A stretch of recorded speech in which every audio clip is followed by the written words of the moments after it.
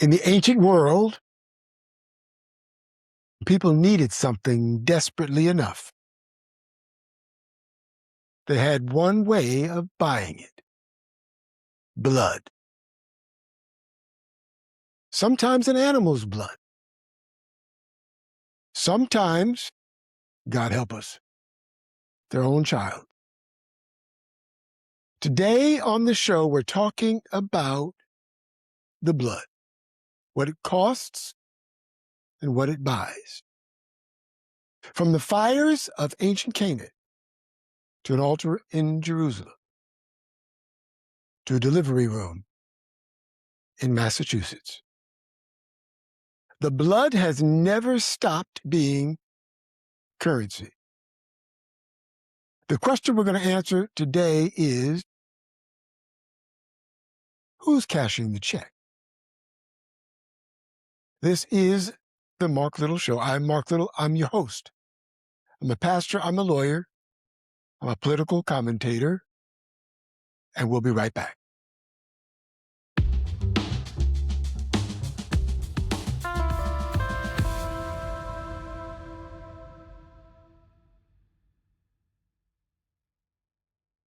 Welcome back. This is the Marc Little Show. I'm Marc Little. I am your host. I'm a pastor, lawyer, and a political commentator. Today's episode is called The Blood: What It Costs, What It Buys. Let's start in the ancient Near East, because you can't understand what's happening in a delivery room in Massachusetts right now without first understanding what happened outside the walls of Jerusalem 3,000 years ago.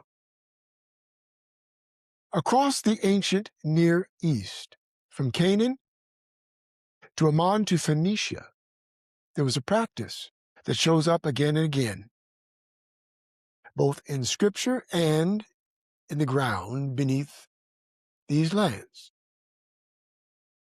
Communities in crisis, facing siege, famine, or plague, believed that the blood of a child given in fire to a god could purchase deliverance. Scripture names it directly. Leviticus 18, verse 21, if you don't believe me. You shall not give any of your children to offer them to Molech, and so profane the name of your God.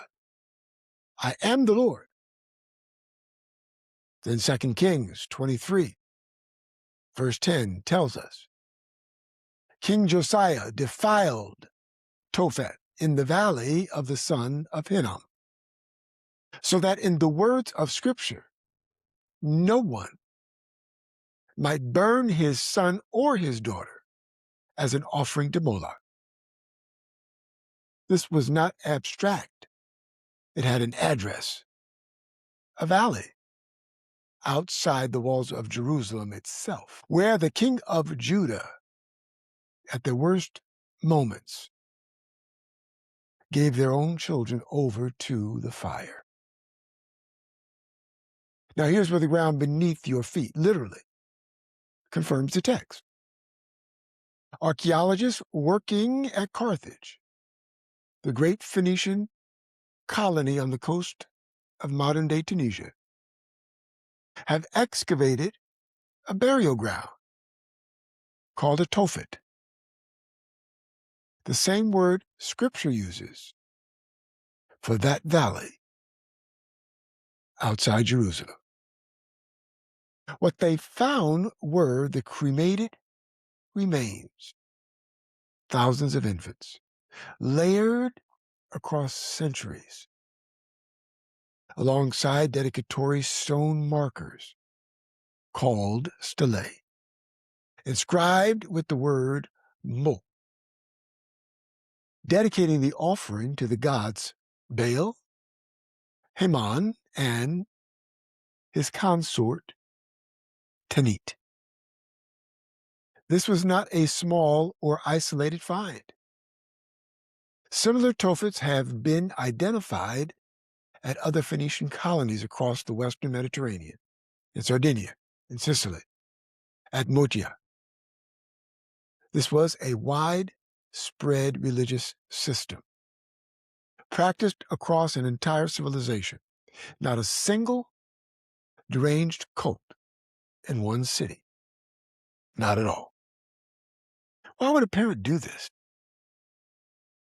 Ancient sources point to national crisis, defeat in battle, famine, a besieging army at the gates. The logic was transactional and brutally simple. The god demanded blood in the most costly form imaginable in exchange for deliverance. And that pattern shows up again and again across the ancient world. Whatever people believed their gods required, a payment steep enough to prove sincerity. They paid it with the most valuable thing they had, their own children. Israel wasn't immune to this pull. 1 Kings chapter 11 tells us that Solomon built a high place for Molech, the abomination of the Ammonites, on the mountain east of Jerusalem. Wisest king in Israel's history. The man who built the temple ended his life having erected an altar to the very God Moses had warned against centuries earlier. If Solomon could be pulled toward this, none of us should assume that we're above the same gravitational pull.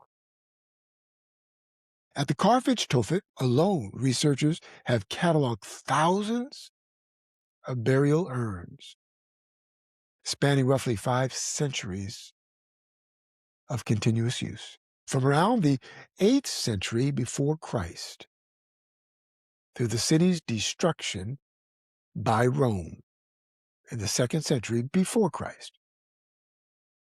This was not a single desperate act taken in one moment of crisis. It was an institution, a religious infrastructure maintained across generations, built on the deaths of children as a matter of ordinary practice. And Molech was not the only one demanding this kind of payment. 2 Kings chapter 17 lists multiple practices the northern kingdom of Israel adopted from the nations around them, including burning their sons and daughters as offerings, alongside divination and sorcery.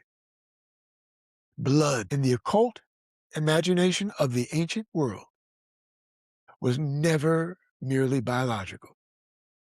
It was spiritually potent. It was the currency that opened doors, secured favors, and bound covenants with powers beyond the human world. That is precisely why God's people were commanded so forcefully to stay away from it. Not because blood itself was evil. We're about to see the next segment that God ordained its use himself. But because the pagan use of blood was leverage over spiritual worlds, it was a direct counterfeit of what God intended blood to actually accomplish. The prophet Jeremiah, he pronounced judgment precisely on this practice. Jeremiah chapter 7 describes the people building high places at Tophet to burn their sons and daughters in the fire, something God says through the prophet he didn't command, nor did it ever enter his mind.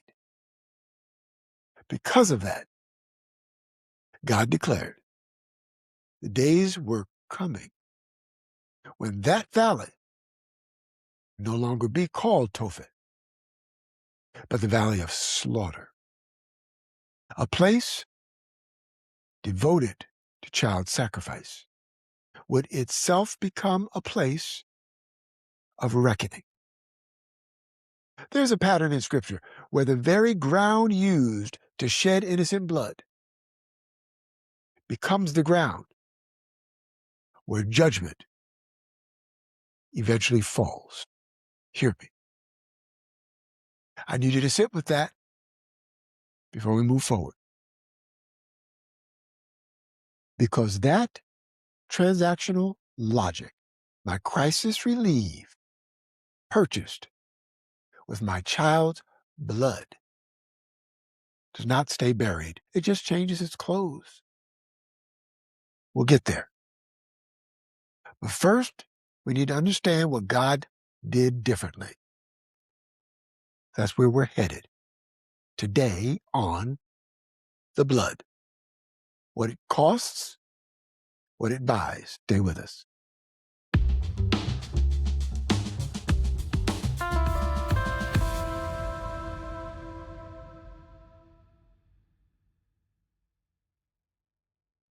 Welcome back. This is the Marc Little Show. I'm Marc Little. I am your host. I'm a pastor, lawyer, and a political commentator. Today's episode, the blood. What it costs, what it buys. So if the nations around Israel were offering their own children as payment to their gods, what was God doing differently with Israel? Because Israel had a sacrificial system too. Blood on an altar wasn't a foreign concept to God's people. The difference is who was doing the paying and who initiated the whole arrangement. Leviticus 17, verse 11. Here it goes. For the life of the flesh is in the blood, and I have given it for you on the altar to make atonement for your souls. For it is the blood that makes atonement. Read that again. God says, I've given it for you. It's not a system where desperate people are trying to figure out what will appease an angry deity and then guessing wrong for centuries. This is God initiating, prescribing, providing the substitute himself. An animal's life given in the place of a human life. Not a child given as a bribe, a substitute given as a gift by God, who made the whole arrangement possible in the first place. That's the entire architecture of the Levitical sacrificial system. Sin creates a debt. Something has to die because the wages of sin is death. That's not just New Testament language. That principle runs through the whole of Scripture. But God, rather than demanding that the sinner's own child pay the debt, the way Molech did, he provided a substitute, a lamb, a goat, a bull, something set apart, without blemish, standing in the place of the one who owed the debt. This is why the sacrificial system existed. Not because God enjoyed the smell of burnt offerings, not because he was petty and needed to be appeased, like the ancient people believed about Molech. The sacrificial system existed because sin is real. Death is the consequence. And God, out of mercy, provided a way for that debt to be paid without demanding the sinner's own child. And here's the fruit of it: atonement, covering. The Hebrew word carries the sense of covering over, of a relationship restored that sin had broken. The Israelite walked away from that altar with his sin covered, not because he found a way to pay God off, but because God had already made the payment possible. Hold on to that, because everything the next segment is about to tell you only makes sense if you understand that the entire Old Testament sacrificial system was never the end point.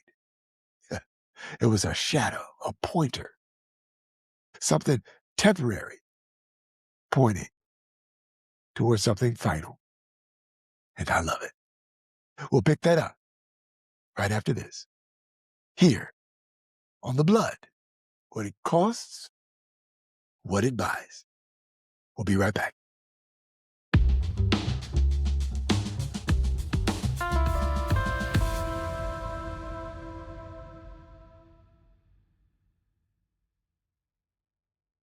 Welcome back. This is the Marc Little Show. I am Marc Little. I'm your host. I'm a pastor, lawyer, and a political commentator. Today's episode: The Blood: What It Costs, What It Buys. So the Old Testament sacrificial system pointed forward. Forward to what? Glad you asked. Hebrews chapter 9 answers that about as directly as Scripture ever answers anything. Go to verse 22. It says, "Indeed, under the law, almost everything is purified with blood. And without the shedding of blood, there is no forgiveness of sins." That's not a New Testament writer inventing a new theology. That's a New Testament writer looking back at everything we just walked through in segment 2 and saying, yes, that principle was always true. And now let me show you where it was always headed. Because here's the problem with the Levitical system: it never actually finished the job. The author of Hebrews makes this point too. Those sacrifices had to be repeated year after year. The same offerings, the same blood.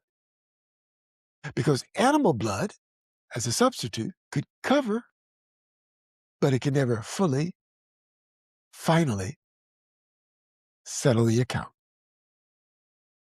It was a temporary provision pointing toward a permanent one. Enter Jesus Christ. Hebrews describes him as the great high priest who entered the most holy place, not with the blood of goats and calves, but with his own blood. And Scripture says he did this once for all time. Not annually, not repeatedly, once. Finished. Here's why that matters. And this is the center of the entire Christian gospel. Jesus wasn't a third party paying off a debt that had nothing to do with him. He was both the priest offering the sacrifice and the sacrifice itself. He didn't demand someone else's child. He gave himself. Think about the contrast we've built. Moloch demanded the child of the worshiper. Yahweh provided a substitute, so the worshiper's child would never be required. And in the New Testament, God goes one step further than substitution. He gives his own son, second person of the Godhead, not a stranger's child, not an animal, his own. The fruit of that sacrifice is not a temporary covering that has to be renewed every year. The fruit is full atonement, adoption. Hebrews and Romans both use family language here, not just legal language, because what Christ's blood purchased wasn't a clean slate you have to keep re-earning. It was a permanent, settled relationship, sonship. That's the opposite of every ancient system we've talked about, where the relationship with the God was never secure, always one crisis away from demanding another payment. If that phrase, full atonement, adoption, sonship, sounds familiar, it should. We spent an entire 3-part series on this program, the Marc Little Show, called The Works of the Cross, one of my favorite. We unpacked everything Christ's blood purchased. Episode 1 in particular laid out 6 permanent unconditional facts, secured the very moment you believed. Justification, redemption, adoption, propitiation, forgiveness, access. None of them possible without the blood we're talking about today. If you haven't heard that series, you don't miss it. Go back and find it. Everything we're building today rests on that foundation. So here's where we are. Ancient world, your child pays for your survival. Old Testament, God provides an animal so your child never has to die. New Testament, God gives his own son once, and the debt is closed permanently. Now, we've got to talk about where our own culture is right now in this country, where it's landed on that spectrum. Because we're not as far from segment 1 as we'd like to believe. Massachusetts, let's start there, since it's recent and specific. In August of this year, Governor Maura Healey signed legislation removing every gestational limit on abortion in her state. No cutoff, not one drawn anywhere before birth. That made Massachusetts the 10th state, alongside Washington, D.C., to hold that position. And every single one of them has gone further than Roe versus Wade itself ever mandated. Roe drew lines. What we have now, 10 states, draws none. I've called this a march, not a march towards something new, a march past something that was already, by any honest historical measure, permissive. None of what we're talking about today touches the blood given in a hospital the blood shed by a soldier in a just war, the blood lost in an accident that was nobody's fault, or the blood of a loved one taken by violence no one asked for. We're talking about one specific thing: blood offered on purpose as payment in exchange for something the one offering it wants to receive. That is the category. That's the only category. And when you put it in those terms, the parallel to what we discussed at the top of this show gets uncomfortably specific. The ancient worshiper offered his child to relieve himself of a crisis he didn't want to face. Whether that crisis was a famine, a war, or simply an inconvenient season of life. The theologian Carl Henry, writing decades ago, called abortion, I quote, the horrendous modern immolation of millions of fetuses on the altar of sex gratification, end quote. Immolation, altar. Henry wasn't reaching for poetry. He was using the vocabulary of ancient sacrifice on purpose because he saw the same transaction we're talking about today.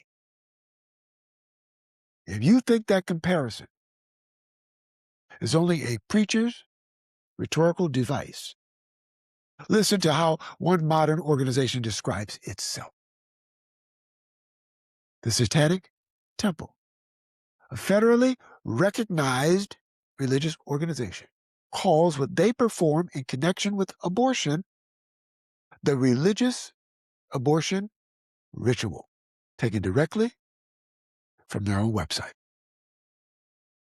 The ritual involves reciting two of their official tenets in what they describe as a personal affirmation ceremoniously intertwined with the abortion procedure itself. They have filed lawsuits, Missouri, Texas, arguing that the state abortion restrictions violate their religious liberty to perform this ritual. And in 2023, they opened an online clinic deliberately named after the mother of a sitting United States Supreme Court justice to dispense abortion medication by mail as an exercise of that same religious practice. Abortion by mail. How many of you done that? I'm not the one calling abortion a ritual sacrifice. An organization that explicitly identifies with the satanic tradition is telling you, in its own words, that it is one. When the ancient world offered a child to Molech, they at least called it what it was. Here in 2026, an occult organization is doing the same thing in daylight with legal representation. Consider what that actually means. This is not a fringe internet conspiracy. This is a legally organized religious body recognized by our own federal government for tax purposes that has built litigation strategy, public billboard advertising, and now a mail-order medical clinic. They didn't reach for occult imagery by accident. Baphomet, the horned figure, central to their public branding, has stood for generations as a symbol of exactly the kind of transactional, blood-bound spirituality we described at the top of this show. This is the ancient pattern. Wearing modern legal paperwork This comparison is not new, and it was not invented by modern activists trying to score a rhetorical point. The early church father Tertullian, writing around the turn of the 3rd century, drew this same connection, comparing the practice of infant exposure and infanticide in the Roman world to the child sacrifice practiced at Carthage. 1,800 years ago, a Christian writer looked at his own culture's treatment of unwanted children and said, this is the same thing the pagans did, just without the altar and the fire. This is not a claim that there's a direct, provable, historical chain connecting a Canaanite tophet to a clinic in 2026. That's not a claim historians would make. This is a moral and theological parallel. The logic is the same.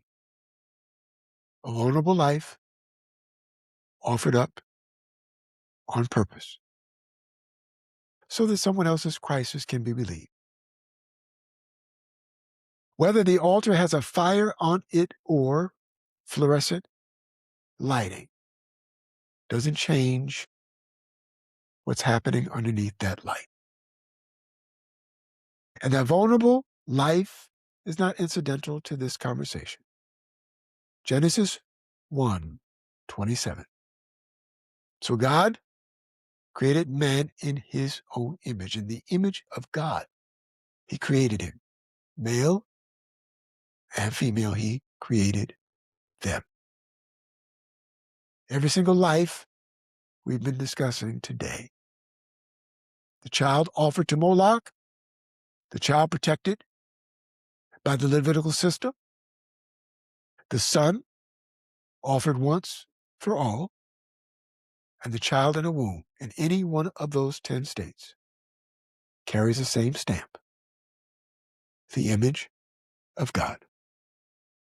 It's not a religious opinion that I hold privately. That is the theological foundation this entire episode has been building toward since the moment we mentioned Molech. So here's where we've been. Blood has never been neutral. Not in Canaan, not on a Levitical altar, not on a cross outside Jerusalem, and not in a delivery room in Massachusetts. Every one of those is blood, offered for a reason. The ancient world offered it to false gods out of desperation. God provided a substitute so his people wouldn't have to. Christ offered his own blood once to end the whole system for good.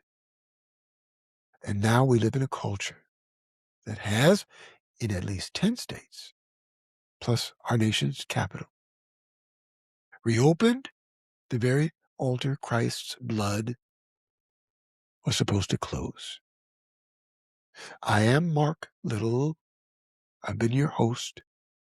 Until next time, remember this. Spill it as currency, and you've built your own altar to Molech. He's still asking for payment. Remember that.